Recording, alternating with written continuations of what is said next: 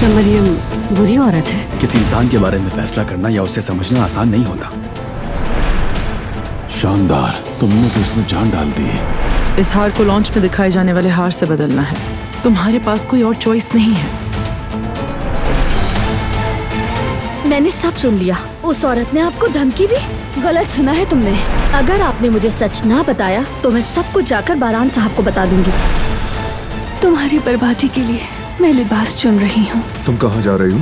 Launch event के लिए तैयार हो रही हूँ। मुझे नहीं लगता कि तुम इनवाइटेड हो। चलो चलते हैं, बस थोड़ी सी देर लगेगी। काम निपटाकर हम फौरन आ जाएंगे। उसने तो मुझ पर भरोसा किया था। मैं जो कर रही हूँ बारान की भलाई के लिए कर रही हूँ और मुझे ये करना ही होगा। मेरे पास कोई दूसरा रास्ता नहीं है।